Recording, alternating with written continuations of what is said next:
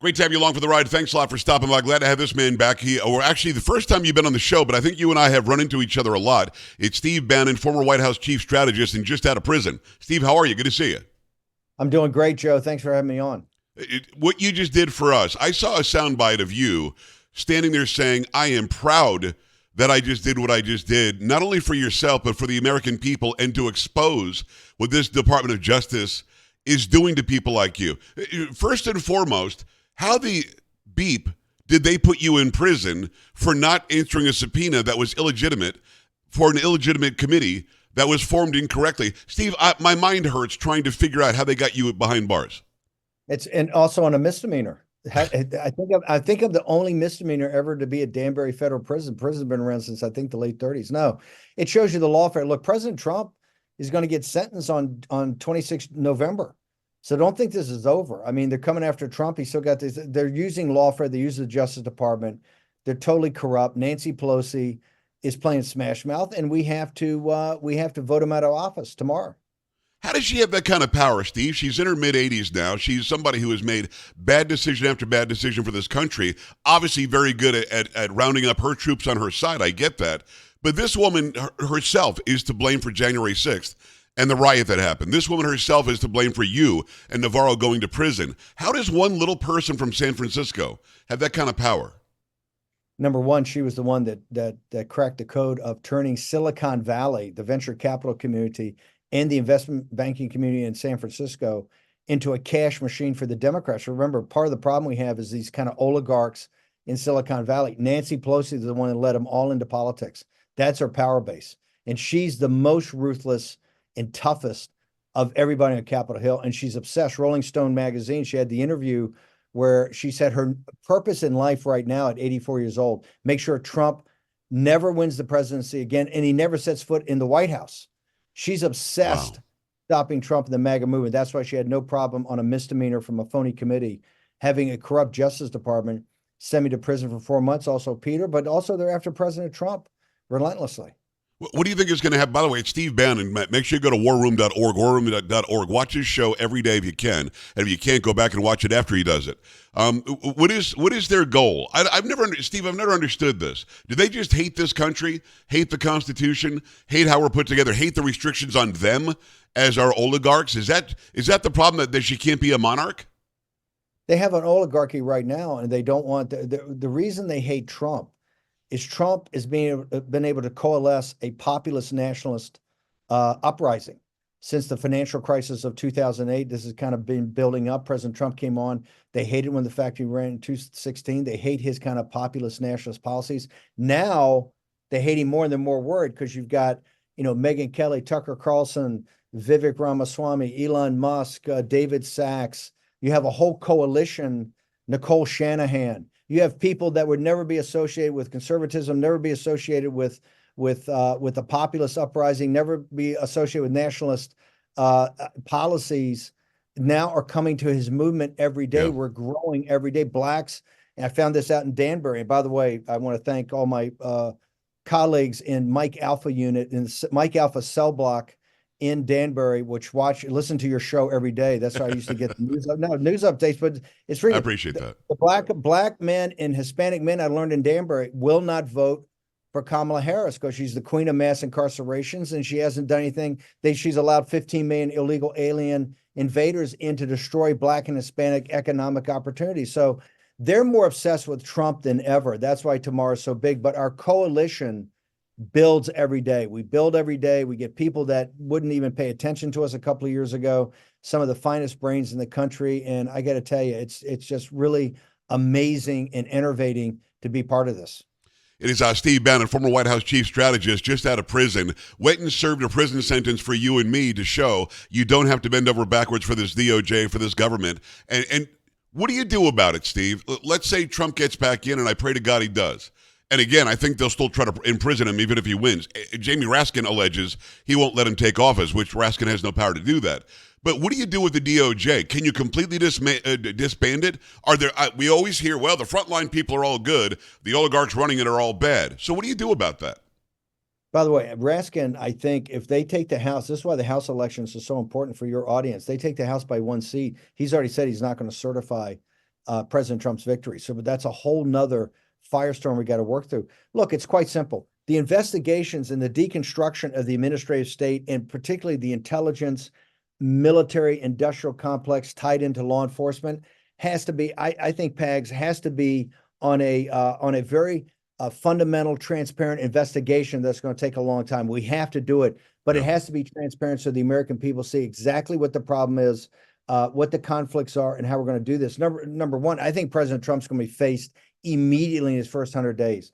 The debt ceiling in the first 2 weeks comes up. His tax cuts, there, you got the reversion of the rescinding of the tax cuts. Plus, we're not going to get an omnibus. He won't allow it. The government's going to run out of money. The financial crisis, coupled with, you have to begin the mass deportations. If not, the criminals, you then got another 12 to 15 million folks that you got to deport back home. The crisis of what they've done to the country is so severe that President Trump's first 100 days are going to be tied up with that. I think in a dual track, you've got Jordan and Matt Gaetz and a new IG in the Justice Department, a new Attorney General, a new head of the Bureau of Prisons that really start to go through exactly what's going on in the last 4 years and make sure that we adjudicate it so it never happens again. It's Steve Bannon, warroom.org. Make sure you go there. Just a final piece on Jamie Raskin. For those who don't know, he has promised, and it's on video in front of a bunch of law students, he's going to somehow invoke the third section of the 14th Amendment, alleging that Donald Trump led an insurrection.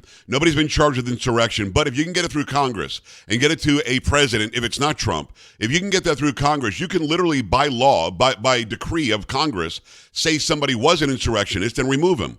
So, or not seat him, as you said. So that really is that vital. And by the way, many people think the House is in the bag. It's not. You've got to go and vote. You've got to make sure that your vote is heard. The Senate is going to be very close. The House is going to be very close. And you need Steve, do you need a mandate? This House, we've had it by 4 or 5 seats this whole time. They've been scared to do anything. Even if President Trump, this is one of my things about winning the popular vote or winning these other seats, even if he was to win to 290, over 300, which I think is possible. Remember, this is going to be very tight. They're not going to give him a mandate. This is going to be, they're going to, Mark Elias and Jamie Raskin and the media at the very night, tomorrow night, you see exactly how they treat President Trump's victory. They're fighting us every step of the way because they understand once they lose power, they're never coming back. So this is kind of all in on both sides. That's why this is so important. And that's why and people, they're sitting there going, hey, I see we're going to win, we're going to be up 10 or 20 in the House. President Trump's got this on landslide. We're going to win the popular vote. He's going to get 300 electoral votes. Senate, we're going to pick up seats. That's all nonsense. Right now, we have done an amazing job on the early vote, an amazing job of changing the architecture of the electorate by the registration process, all grassroots. We must deliver tomorrow. You must deliver in these House races, and you must deliver for President Trump. And we're a long way from winning this thing. So people got to understand you cannot lean on your rake here, or we're going to lose this because they're going to pull every trick in the book to steal it from us. Follow him everywhere. It's Steve Bannon. We really appreciate the time and the access. Steve, in undoing what they've done, well, first of all, have people been in a slumber? I don't mean you, but have people out there at large been taking the kids to soccer practice and making dinner and working 12 hours a day and not really understood what was going on? Because we've gone from Reagan, which wasn't really that long ago, where he decried government intervention, where he decried regulations and high taxes, where he talked about how you need to leave the people alone, and it's ridiculous to tax corporations that employ us all. You can go back and watch those quotes from 40 years ago, not that long ago. All of a sudden you wake up, and literally we have a woman running to raise taxes, raise regulations, increase taxes on those who employ us, in making us weaker around the world, growing the central government, and she's going to get tens of millions of votes tomorrow. Were we asleep? A woman who, remember, didn't run in a primary and just kind of got switched in because has never gotten a vote. Never got a vote. This is what's so extraordinary. To go back to that, I think the average citizen is so overwhelmed by the scale of this and the scale of the problems. They're just trying to get through their own life, and the lived experience, that is tough. You can tell that from the credit card debt. You can tell that from the true employment statistics that show that people are working 2 or 3 jobs. That's why, Pags, your show and others have been so important to the grassroots vanguard, the cadre that have really gone out and registered people, the Scott Preslers of the world, and all the people that listen to your show, our show, etc. that were at the vanguard of supporting President Trump in those darkest days of February, March, April of 2021, when, the established order wanted to get rid of him. This comeback's the biggest in history, but it's built on the shoulders of the little guys. He hasn't raised all that much money. He's been outspent 5-1. So this is a people's victory, but it's the people that have to deliver this. And the people that actually have got us to this tip are just grassroots people from all over the country. That's the MAGA movement. The MAGA movement is a living, breathing thing. It's a populist, nationalist movement that is bound and determined to save his country, and it's done by the little guy. So that's why look, in four years ago, if you said on the eve of this, they would have no firewalls. They wouldn't have a firewall in Pennsylvania. There wouldn't be a firewall in North Carolina, Michigan, or in Arizona. We're on the cusp of the greatest comeback in history, but we have to deliver. Be a force multiplier tomorrow. If you deliver tomorrow, guess what? Trump's back in office. We take the Senate, we hold the House, and it's Katie bar the door. Bannon's War Room. Go and check it out every day. It's Steve Bannon, just out of prison, and he went to prison for you and me, and I really do believe that, and I thank you for doing that. It opened a lot of eyes to understand exactly the misinformation that's out there from the left, and I think we've done a really good job with this. You're the tip of the spear on this, Steve, and I mean that. 4 years ago, nobody was allowed to talk about the Hunter Biden laptop, which wasn't about him being naked and having all sorts of sordid affairs and everything else and doing drugs. It was about the corruption of the big guy. It was about the 10% for the big guy. It was about Pedo Joe that he called him on his cell phone. It was about hiding that. And some studies say anywhere from 10 to 16% difference in the vote had we known about that. I think we've done an amazing job, and I'm giving you kudos on this because I do think that you've directed us on this, how to sift through the BS from the media, the legacy media. And by the way, Elon Musk didn't hurt either, that he took over X, and we can now share things freely. Just talk about the difference in the landscape in just 4 years from what you couldn't say 4 years ago and what we are able to say now.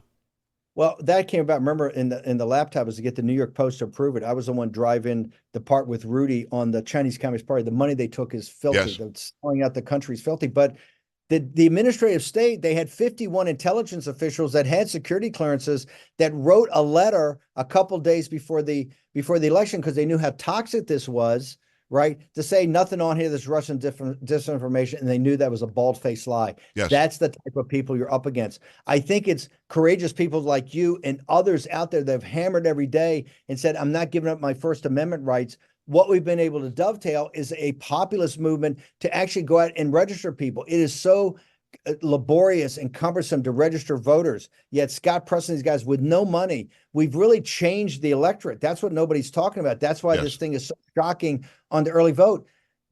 On the eve of battle tomorrow, on political battle, they do not have a firewall in Pennsylvania. They don't have a firewall in North Carolina. They don't have a firewall in Arizona. That in and of itself is a massive political victory. We actually go tomorrow with our voters, our game day voters, where we have a history of voting more and better. They're low propensity voters that magically appeared in Pennsylvania, the 700,000 or 800,000, didn't show up in 22. Right. They haven't shown up yet. And guess what? They're not going to go stand in line for 3 hours tomorrow to stand there. So this is all about us delivering tomorrow. If we do that, we win. It's Steve Bannon. Follow him everywhere. Make sure you take in warroom.org, of course, former White House chief strategist. A couple of last things, Stephen. I appreciate you taking the time.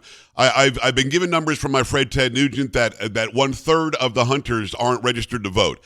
We've heard from Ben Carson, had him on a couple of days ago. He said 20 to 30 million Christians didn't vote, like in 22 and in 20. Have we turned that around? Do these people understand it's time to get off your hands and maybe put personality issues you might have aside and go and vote for the right versus the evil that's on the left? This is part of being a force multiplier tomorrow. This is what you got to do. A third of the gun owners and the hunters don't vote. I think it's 40 or 50 million Christians just not part of the process. They're low propensity voters. Another shocking statistic I dug up the other day with some of the guys on the Trump team. I think there's 13% of people that come to the rallies are not registered and don't vote. You Wow. remember, a lot of the working class of this country are just punched out. They just think it's too corrupt. The scale of this is too big. There's nothing to do about it. That's why President Trump is the instrument to kind of power through this and to start to make real changes. And I think that's why this coalition that's coming together around him will energize people to say, yes, I see the sunlit uplands if we do this. Everybody's got to get out tomorrow, and you got to bring people with you, because quite frankly, on our side of the football, if we had the Christians and the traditional Catholics and the hunters and so many other demographic small groups actually voted. It's two-thirds of the country's MAGA. Okay. The problem is that part of that doesn't come out and vote. We got to power through this tomorrow. We can do it. If you look at the numbers, this thing is winnable. And it could be winnable up to 300 electoral votes if we deliver and you individually own your own vote and are force multiplier to bring others. I'm buoyed by the fact that conservatives like me went and voted early. We don't like voting early. We like having an election day and finding out the results at night. But we made sure that we banked our vote this time. But that number that you just said, 13% of those who go to the rallies, I don't understand. You could plan your entire day, maybe your entire week on going and seeing Trump and Vance speak, but you're not going to wait in line and go vote. I hope that turns around. That's a startling number. Steve, can we do this again very soon? You and I haven't done an awful lot of this, but man, I would love to have you on as often as you possibly can. I really, really appreciate you coming on. Pags, I gotta tell you, the people hang on your analysis and your show, your guests, etc. The guys at Danbury, and I got a lot of close associate there that really I'm very close to. Just hang on every word. So I will come back on this show as often as you need me. It's an absolute honor, my friend. Go and make sure you check out Steve Bannon's War Room. Bannon's War Room on X, IG. It's Bannon's War Room. Just find him everywhere. Just go to warroom.org, and we're back after this. Stay here.